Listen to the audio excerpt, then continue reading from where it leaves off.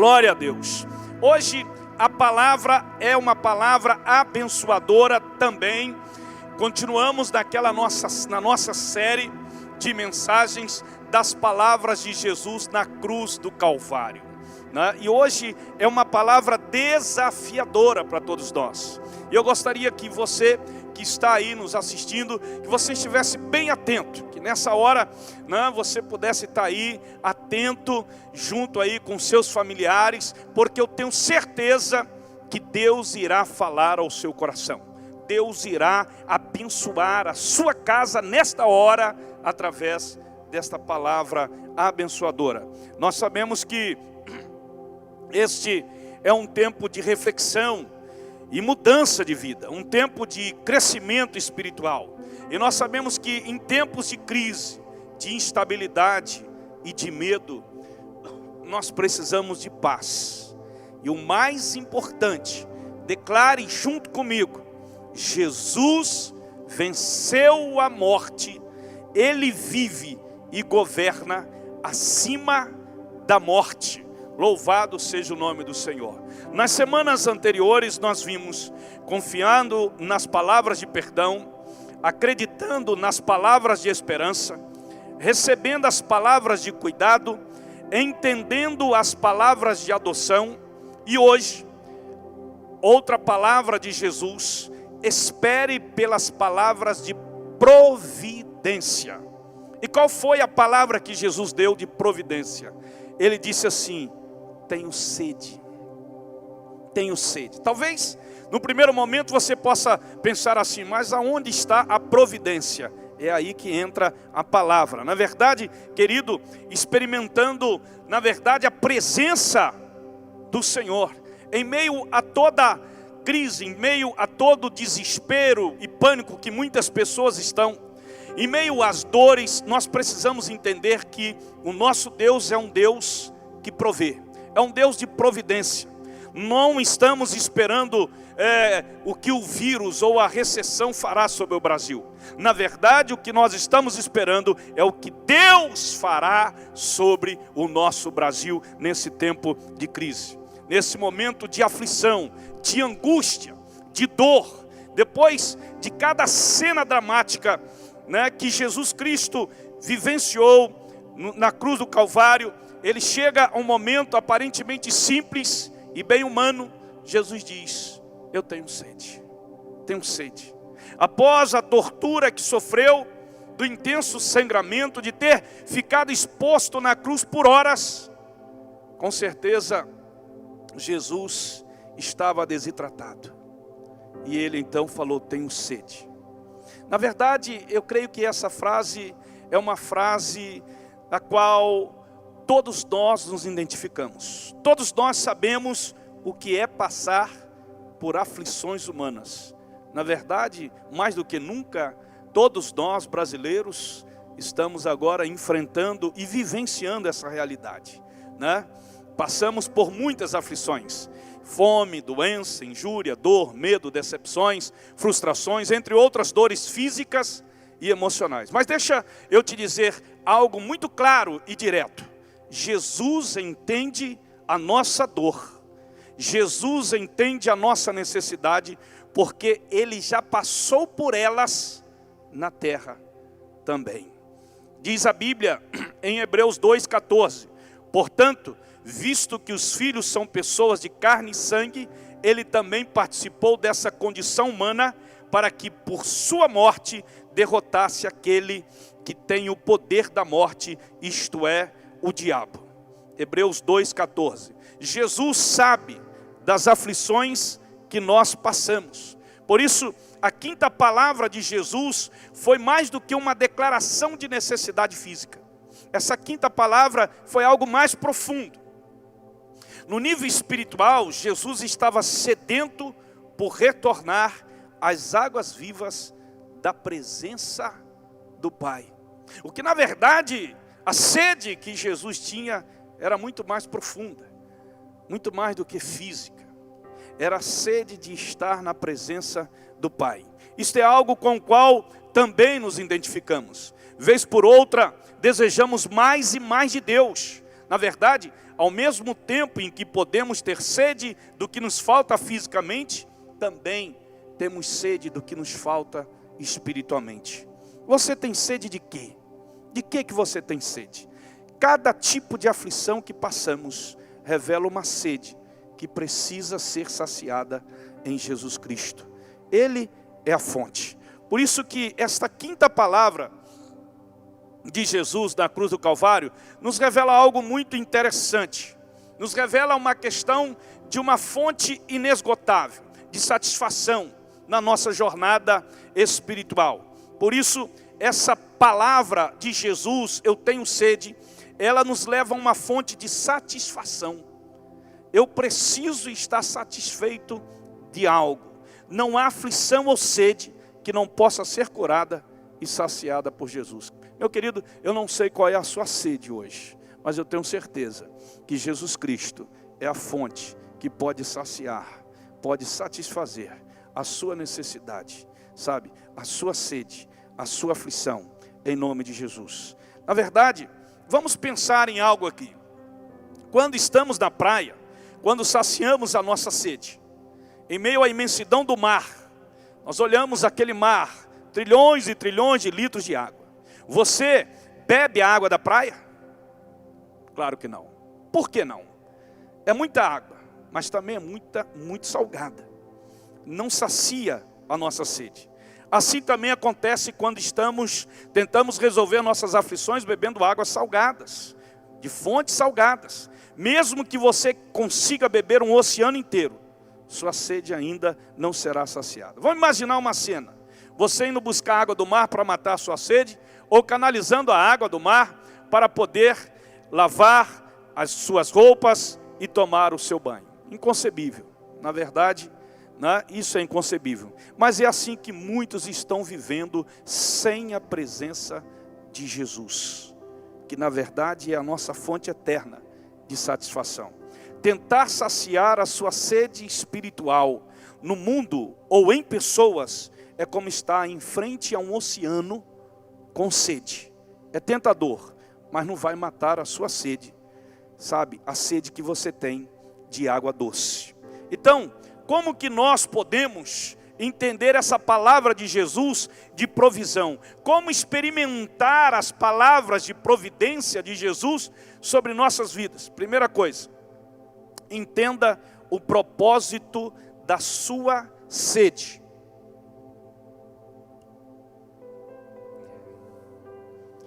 Entenda. Sabendo então que tudo estava concluído para que a Escritura se cumprisse, Jesus disse: tenho sede. Estava ali uma vasilha cheia de vinagre, então embeberam uma esponja nela, colocaram a esponja na ponta de um caniço de isopo e a ergueram até os lábios de Jesus. Sua sede serve para nós de um propósito. Entenda, querido, enquanto a crucificação parecia ser algo feito contra Jesus, na verdade foi algo que ele escolheu fazer. Ele estava cumprindo cada detalhe das suas profecias. Jesus não estava ali contra a vontade dele, ele estava ali para cumprir as Escrituras sagradas. A Bíblia diz: não a rasguemos, disseram uns aos outros, vamos decidir por sorteio quem ficará com ela. Isso aconteceu para que se cumprisse a Escritura que diz: dividiram as minhas roupas entre si e tiraram sorte pelas minhas vestes. Foi o que os soldados fizeram. Agora, mais um detalhe que precisava ser cumprido, que está no Salmo 69, versículo 21. Puseram fel na minha comida e para matar minha sede deram-me vinagre. Os soldados colocaram vinagre e ergueram até Jesus. Todos esses detalhes aconteceram com um propósito: cumprir as Escrituras. Até a vara com isopo estava totalmente relacionada ao aspergir do sangue. Foi assim que os hebreus colocaram o sangue nos umbrais das portas, para que o anjo passasse por elas e não ferisse os primogênitos. Entenda, Deus está com você. Sabe, querido, hoje Jesus é a nossa Páscoa. Aleluia por isso. Assim como o povo judeu foi liberto da escravidão do Egito, nós seremos libertos da escravidão do pecado, através da morte e da ressurreição do Cordeiro de Deus, o nosso Senhor Jesus Cristo. Na verdade, nada acontece por acaso, nada sai do controle e da soberania de Deus, nada pega Deus de surpresa, nada pega Deus de surpresa. Busque, na verdade, o propósito da sua aflição, procure compreender o que Deus está realizando através dessa área em que você está aflito, em que você está sedento, em que você está necessitado. Não pergunte somente o porquê, mas especialmente o para quê Deus está permitindo essa situação. Muita gente no Brasil está perguntando por quê, mas qual é o propósito? Para que Deus está permitindo que a nossa nação viva essa situação de hoje? As Escrituras nos dão uma certeza. Romanos 8, 28. Sabemos que Deus age em todas as coisas para o bem daqueles que amam a Deus, dos que foram chamados de acordo com o seu propósito. Todas as coisas, são todas as coisas. Deus, querido, é detalhista, perfeito e excelente em tudo que Ele fez. Por isso, a palavra diz que todas as coisas, de alguma forma, ela vai contribuir para o bem daqueles que amam e que são chamados de acordo com o seu propósito. Por isso, para você experimentar as palavras de providência de Jesus Cristo, você precisa, querido, entender o propósito da sua sede, verdadeiramente. Segunda coisa, reavalie suas fontes de saciedade espiritual. Mateus 24 e 25 diz assim: pois aparecerão falsos cristos e falsos profetas, que realizarão grandes sinais e maravilhas, para, se possível, enganar até os eleitos. Vejam que eu os avisei antecipadamente. E eu já estou com sede. Você pode, na verdade, estar sinceramente enganado. Jesus, ao alertar os seus discípulos e nos ensinar acerca dos sinais dos últimos dias, deixa isso bem claro, e nos avisa com antecedência. Vivemos, na verdade, nesse tempo. Meu querido, esteja atento às coisas que estão acontecendo, esteja vigilante com relação às coisas que estão acontecendo. No nosso Brasil, são milhares de religiões criadas pelo homem, muitas opções de fontes espirituais para tentar resolver a sede e as aflições do homem. O Brasil é um país abençoado pela presença de muitas religiões, de muitos povos de todo o mundo, mas também ele é influenciado de alguma forma pelas religiões de todos esses lugares. Somos um povo de fé, mas muitas vezes não somos seletivos. E isso é importante você aí entender. Aceitamos qualquer proposta para resolver nossa sede. A razão disso é que não estamos satisfeitos. Por isso que muita gente ainda diz assim: todo caminho leva a Deus. Porque esta é uma realidade. Todas as pessoas pensam: olha, posso buscar isso aqui, buscar aquilo lá, que Deus vai saciar. Não, só existe uma fonte que pode saciar a sua sede. E essa fonte é Jesus Cristo. Quando nós estamos com muita fome, qualquer coisa serve. Mas se estamos satisfeitos, escolhemos o que vamos comer. Somente os satisfeitos são seletivos. Uma frase do pastor Carlito Paes. Somente os satisfeitos são seletivos. Se você não está satisfeito, se você não tem a sua necessidade provida, meu querido, em Cristo Jesus, busque ao Senhor, Ele vai saciar a sua sede, a sua necessidade. Avalie, é possível que você esteja depositando uma fé sincera no lugar errado, sabe? A Bíblia diz, um conselho do apóstolo João: amados, não creiam em qualquer espírito, mas examine os espíritos, para ver se eles procedem de Deus, porque muitos falsos profetas têm saído pelo mundo. E preste atenção, num tempo de luta, de crise, de adversidade, de guerra, aparecem muitos oportunistas em todas as direções, para que de alguma forma o povo possa ser enganado. Vigia, meu querido, Esteja atento aos falsos profetas, aos oportunistas, em todas as áreas agora aparecem, para que de alguma forma possa ter o seu intento satisfeito. Terceira coisa importante para que você experimente as palavras de providência de Jesus: pare de beber água contaminada. Meu querido, a Bíblia diz: o meu povo cometeu 2 crimes. Eles me abandonaram a mim, a fonte de água viva, e cavaram as suas próprias cisternas, cisternas rachadas que não retêm água. Agora, por que você vai ao Egito para beber água do Nilo? E por que vai à Síria para beber água do Eufrates? Na verdade, muita gente precisa de água limpa. Você precisa de água limpa. Águas sujas contaminam todo o corpo. E deixa aqui uma reflexão forte com você.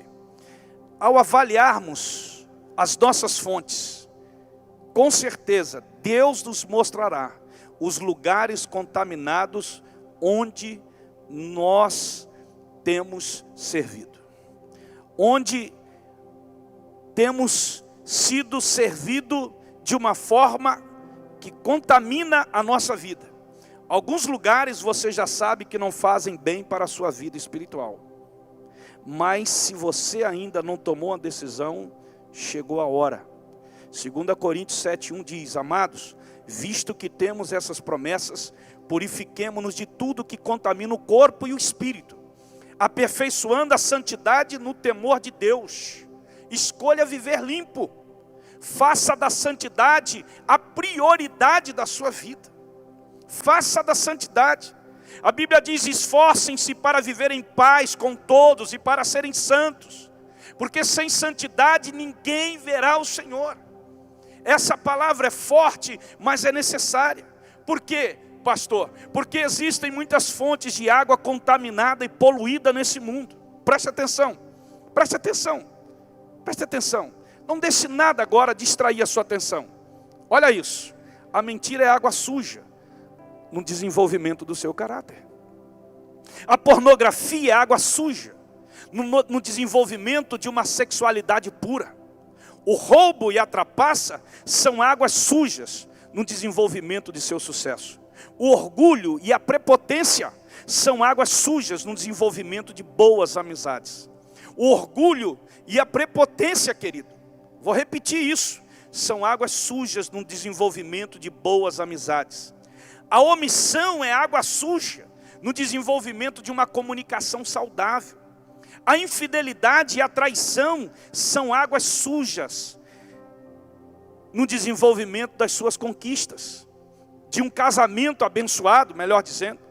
O egoísmo é água suja no desenvolvimento da compaixão e solidariedade. Preste bem atenção nisso. Quanto mais água suja, mais pessoas serão contaminadas. Quanto mais água limpa, mais pessoas serão purificadas, serão abençoadas, sabe? Serão santificadas ao Senhor. E Deus vai honrar a sua busca, a sua perseverança, a sua consistência no relacionamento com Ele. Continue fazendo a sua parte, mas não se deixe contaminar com as águas sujas desta vida. Preste bem atenção nisso, porque Deus, você quer experimentar a provisão de Deus, a providência de Deus, para saciar a sua sede, a sua necessidade, aquilo que você precisa. Então cuidado com as águas sujas, não se contamine, busque a água limpa, e a água limpa está no Senhor, sabe? Quarta coisa importante: mate sua sede na fonte certa. Jesus respondeu: quem beber dessa água terá sede outra vez, mas quem beber da água que eu lhe der, nunca mais terá sede. Você tem sede de Jesus? Ele é a fonte da água viva. Você tem vontade de buscá-lo? Você tem, sabe, separado o tempo de eu quero buscar a Deus, eu quero buscar ao Senhor, tem buscado ler a palavra do Senhor, sabe, tem orado, tem momento de oração com o Pai. As pessoas falam tanto de Deus, mas buscam tão pouco a esse Deus. E agora vem uma crise sobre a nossa nação, em que todas as pessoas estão voltadas para Deus. Pensa nisso, querido. Pensa nisso. Muitas vezes, será que há necessidade de passarmos por momentos de aflições, de lutas da nossa vida, para então nós lembrarmos de buscarmos a Deus? Eu não estou falando em lembrar de Deus, eu estou falando em lembrar de buscar a Deus e de tomar a posição, a postura de buscar a Deus. Mesmo hoje, muitos templos fechados, sem poder ter culto presencial, né? Mas milhares de pessoas estão sendo abençoadas através de um culto online. Mesmo hoje, querido, entenda essa verdade no seu coração. Milhares de pessoas estão buscando ao Senhor. Estão, se prostrando diante do Senhor. Sabe que somente em Deus nós temos a solução. Só Deus pode realmente realizar o milagre. Só Deus pode trazer a provisão que nós precisamos. Busque ao Senhor. Esta água é pura e tem poder para lavar nossos erros e nossos pecados. É momento de refletir. É momento de se reposicionar na sua vida espiritual diante do Senhor. João 4,15 fala sobre uma mulher, a mulher samaritana, que ali ela reconhece e pede dessa água. Ela diz assim, a mulher lhe disse, dizendo para o Senhor, Senhor, dê-me dessa água, para que eu não tenha mais sede, nem precise voltar aqui para tirar água. Porque todas as vezes ela ia naquele poço para tirar a água. E Jesus disse para ela assim, eu sou a água, se você beber dessa água, jamais você terá sede. Jesus estava falando para ela de uma sede que jamais água nenhuma poderia saciar, senão Ele mesmo. Somente Ele, de uma sede espiritual, de uma providência que Ele poderia tomar, que ia mudar a vida dela. Veja só, querido, quantos litros de água pura nós temos tomado por dia. E aqui eu estou me referindo, essa fonte que é Jesus Cristo. Hoje, milhares de pessoas ficam conectadas à rede social. O que nós vimos nas redes sociais hoje, na maioria das vezes, é o que está relacionado ao que a nossa nação tem vivido, está passando. Nos meios de comunicação, nos grandes canais de televisão, é só tragédia, só informações destruidoras. Agora eu quero te dizer uma coisa, se você buscar a fonte verdadeira, que é Jesus Cristo, a palavra do Senhor, você vai começar a receber palavra de vida, palavra de esperança, palavra de fé, palavra de ousadia. Receba isso no teu coração. Pare de ficar buscando fontes que na verdade destroem a sua vida, que levam você a uma sensação de pânico, de desespero. O que vai acontecer amanhã? Deus está no controle de todas as coisas. Então coloque a tua vida nas mãos do Senhor, busque ao Senhor. Quanto tempo as pessoas estão passando junto a fontes, destruidoras? Busque ao Senhor. Com Jesus você nunca mais terá sede. Jesus vai satisfazer todas as suas necessidades. Portanto, edifique a sua vida em Jesus. Seja como uma árvore plantada junto a ribeiros. E por fim, querido, compartilhe a água da vida para saciar outros. João 4, 28 e 29, ainda na mesma história da mulher samaritana. Ela então, deixando o seu cântaro, a mulher voltou à cidade e disse ao povo, venham ver um homem que me disse tudo o que tem feito. Será que ele não é o Cristo?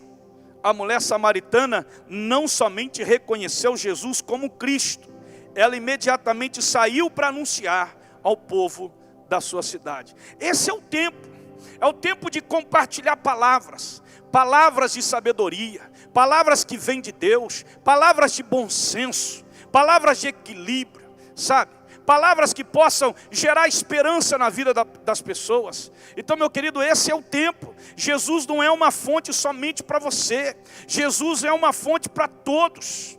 Quando nós decidimos crer e saciar nossa sede nele, ele nos transforma num duto, num duto espiritual para levar águas aos outros. Você será um instrumento, um canal para levar uma palavra de vida, para levar uma palavra de esperança. Muitas pessoas nesta hora, nesse tempo que vivemos, estão esperando, estão precisando receber esta palavra. E a Bíblia diz, em João 4,14b, pelo contrário, a água que eu lhe der se tornará nele uma fonte de água a jorrar para a vida eterna. Deixa eu te falar uma coisa. Sua satisfação em Jesus deve ser compartilhada. Suas aflições curadas servirão para curar outros. Olha isso aqui. Quem sacia é saciado, quem supre é suprido, quem recebe reparte. Quem ama é amado, quem perdoa é perdoado. Então seja um canal, uma fonte, sabe? Seja um canal, um instrumento para que Deus possa abençoar muitas outras pessoas. Querido, quando Jesus expressou que ele tinha sede, era muito mais do que isso. Muito mais do que isso. A sede maior de Jesus era da presença do Pai, porque a palavra anterior é que ele tinha sido abandonado. Por que, Pai, me abandonaste? A verdadeira sede de Jesus, querido, era a sede do Pai, era a sede da presença de Deus. Muita gente fala de Deus, muita gente pensa em Deus, muita gente, sabe, escreve sobre Deus, mas muita gente não tem sede da presença, não sente a presença. Precisa sentir a presença, querer a presença, nessa hora na tua casa, na tua sala, onde você estiver, ouvindo essa palavra, você tem que clamar: Deus, eu quero sentir a tua presença, eu quero ouvir a tua voz, eu quero que a tua glória se manifeste na minha casa, se manifeste na minha vida. É da presença de Deus que as pessoas estão precisando, não é saber de Deus, mas é da presença dEle, porque você sabe, você já ouviu, você já leu, mas você ainda não experimentou. É preciso você experimentar a presença de Deus na sua vida, na sua casa. O que a nação brasileira está precisando hoje é de sentir a presença de Deus, é de experimentar a presença de Deus. E hoje, mais do que nunca, todos os lares do Brasil estão voltados, sabe, para buscarem a Deus, porque estão em casa, sabe? E essa é uma oportunidade sem igual, singular. Deus está revelando algo para você. Veja o que Deus, tenta enxergar o que Deus está revelando para você nesse tempo de crise, porque Deus quer satisfazer a sua necessidade, em nome de Jesus. Jesus disse: eu tenho sede. Quais são os seus problemas? Você tem sede do quê? Você tem sede pelo fim dessa doença? Desse vírus? Você tem sede pela melhora em seu casamento? Sede por um emprego? Sede de respeito? Sede de fazer algo relevante, importante? Sede de ver o seu filho com a vida ajustada e restaurada? Sede para derrotar um vício? Sede por não sentir mais dor? Sede por ver o seu pai reconciliado, restaurado? Sede por ver o seu filho restaurado? Por ver a sua casa restaurada? Por ver o seu casamento restaurado? Eu tenho certeza que todos nós temos agora a expectativa grande de vermos a nossa nação, sabe, purificada dessa doença, desse vírus. Eu tenho certeza disso. Mas a sua sede pessoal, a sede da sua casa, do seu casamento, da sua vida sentimental, da sua vida profissional, qual é a sede que você está precisando? Que Deus venha prover, que Deus venha prover, que Deus venha saciar. Independente de suas aflições, de sua sede, Jesus convida você nesta noite, aonde você está agora, ouvindo esta palavra. Esta palavra não é do pastor Marco Aurélio. Esta palavra é do Deus que conhece você. Esta palavra é do Deus que esteve na cruz do Calvário. Essa palavra é daquele Jesus que ali, com toda a sua dor, disse: eu tenho sede. Essa palavra é a palavra que pode mudar a sua vida.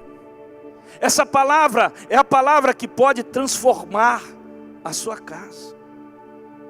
Não basta somente você ouvi-la, você precisa recebê-la, você precisa se curvar diante dela, você precisa tê-la no teu coração, mas mais do que isso, você precisa experimentar essa palavra, vivendo essa palavra. Jesus é o único que pode saciar a sua sede. E eu sei que a sua maior sede hoje é uma sede de Deus. é uma sede espiritual. E Jesus nesta noite convida você a beber da fonte inesgotável do seu amor. Ele diz: se alguém tem sede, venha a mim e beba. Creia hoje em Jesus, receba Jesus, receba a salvação, a vida eterna. Quem crê em mim, como diz a Escritura, do seu interior fluirão rios de água viva. Sua entrega é a maior semente para a conquista. Que sede que você tem, querido? Que água que você está bebendo?